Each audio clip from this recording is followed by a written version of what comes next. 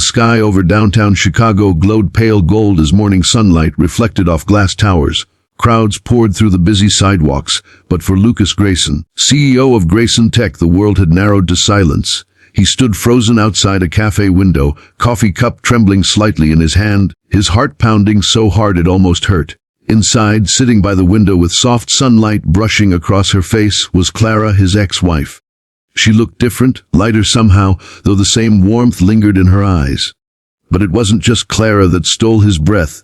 It was the baby in her arms, a baby with familiar gray, blue eyes that mirrored his own. For 6 months, Lucas had told himself he was fine. That ending the marriage had been the right choice.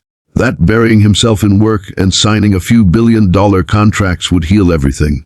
But as he stood there, watching Clara lift the baby gently and smile, the cracks in his heart tore open all over again. His mind screamed for logic, but his heart whispered one thing: that child looked like him. If you believe in kindness, forgiveness, and second chances, please take a moment to like, comment, share, and subscribe to our channel, Kindness Journal. Every story we share is a reminder that hearts can heal, even after they're shattered. Lucas hadn't seen Clara since the divorce papers were signed. It had been clean and professional, like every decision he made in business. At least, that's what he had told himself. But what Clara didn't see, what no one did, was that Lucas had stood in the empty house for hours after she left, staring at the wall where their wedding photos once hung. He'd built empires, bought companies, and conquered markets, but he couldn't conquer the quiet ache of missing her laughter echoing through their home. And now, 6 months later, she was sitting with a baby who looked exactly like he did as an infant in his mother's old photographs. Lucas stepped inside before his brain could stop him. The cafe smelled of roasted beans and warm vanilla. The bell above the door chimed and Clara looked up. For a moment her smile froze. Her hand trembled slightly as she adjusted the blanket around the baby. Lucas' throat went dry. "Clara," he said softly, his voice breaking the thin barrier of time that had stretched painfully between them. Clara blinked once, twice, and then forced a polite, calm smile, the kind she used to wear at business dinners when she wanted to hide her emotions. "Lucas, I didn't expect to see you here." Her voice was composed, but her eyes betrayed her. He nodded, glancing at the baby. "Eyes is that?" He couldn't even finish the question. Clara's expression softened, but a flicker of pain crossed her face. "This is Ethan," she said quietly, gently rocking the baby. "He's 5 months old." Lucas felt the air leave his lungs. 5 months. His mind raced. That would mean the math hit him like a tidal wave. He was still married to Clara when this child was conceived. Clara looked away, as if reading the storm behind his eyes. "It wasn't planned," she said softly.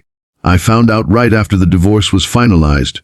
I tried calling once, but your assistant said you were traveling in Europe for the acquisition deal. And I didn't know how to tell you after that."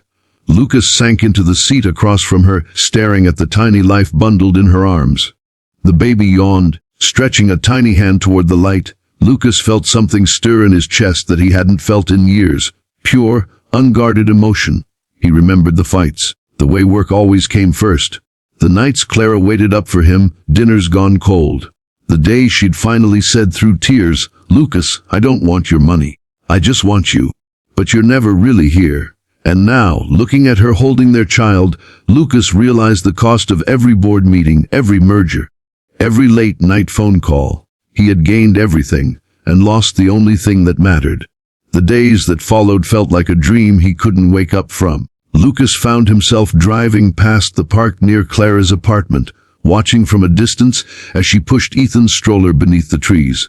He didn't approach her right away. He didn't know how. He was terrified of hearing her say she didn't need him anymore. But one afternoon, when rain began to pour suddenly and she struggled to cover the stroller, he ran to her without thinking. He held his jacket over her and the baby, soaking himself completely. Clara looked up in surprise, and for a moment they both laughed, the same warm, familiar laugh that used to fill their home. From that day, he started helping, quietly, respectfully, bringing groceries, fixing the leaky sink in her kitchen, sitting with Ethan when Clara had errands to run. He didn't say the words, "I'm sorry," because they felt too small, but his actions whispered it every time he looked at his son. Slowly, walls began to crumble. There were still moments of awkward silence, of unspoken questions. But there were also moments of light. Ethan's first giggle, his tiny hand gripping Lucas' finger, the sound of Clara humming softly while cooking dinner. One evening after Ethan had fallen asleep, Clara stood on the balcony, watching the sunset paint the city in shades of orange and gold. Lucas joined her quietly, his hands deep in his pockets. For a long time, neither spoke. Finally, Clara said, "I didn't hate you, Lucas. I was just tired of feeling like second place to your ambition." He nodded slowly. "I thought I was doing it all for us. I thought success would make everything okay." Her voice was soft. "Success doesn't hold you when you're crying at night." The words hit him deep. He reached for her hand, hesitated, then gently held it.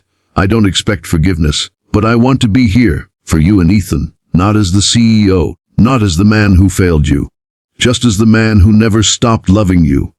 Tears welled in Clara's eyes, but she didn't pull away. "You have to show me, Lucas," she whispered. "Not through promises, but through presence." From that night, Lucas changed. He began leaving the office early, delegating tasks to his executives. He spent mornings feeding Ethan and evenings reading him bedtime stories. The once cold penthouse he'd lived in alone became filled with laughter again. Even his employees noticed the difference. The sharp, distant CEO was smiling now, humbler, kinder. Months passed. One spring afternoon, Clara received a letter from Lucas. Inside was a simple note that read, "Meet me at our old place, Sunday, 4 p.m. She arrived, holding Ethan in her arms, unsure what to expect. The door opened to the faint scent of lilies, her favorite. The living room was freshly painted, the family photos restored to their place on the wall. In the center of the room stood a small crib with a handwritten card that said, "Home should be where hearts heal, not where they break." Lucas stepped forward, his hands trembling slightly. "Clara, I don't want to redo the past. I want to build something new. Not a perfect marriage, not a perfect life, just a real one. For you, me, and him." Clara looked at him, then at Ethan cooing softly in her arms. Slowly, she smiled, a real full smile that melted the distance between them. She reached out, placing her hand over his. "Then let's start small," she said. "Together." Lucas exhaled shakily, emotion filling his eyes. As Ethan giggled between them, it felt as if the world paused. The city lights outside flickered to life, but inside that small apartment, something more powerful was glowing: hope. 6 months after their divorce, Lucas finally realized that the greatest empire he could ever build wasn't made of steel and glass. It was made of love, forgiveness, and second chances. And as he watched Clara rock Ethan to sleep, he knew he'd never take another moment for granted. If this story touched your heart, please like, comment, share, and subscribe to Kindness Journal. Stories like this remind us that even after loss, life can bloom again. And sometimes, love finds its way back when we least expect it. Special request comment: love deserves second chances. If you believe everyone deserves to heal and begin again. And as the camera fades on the warm evening light wrapping around their little family, the final whisper echoes softly. Sometimes, broken hearts don't stay broken forever.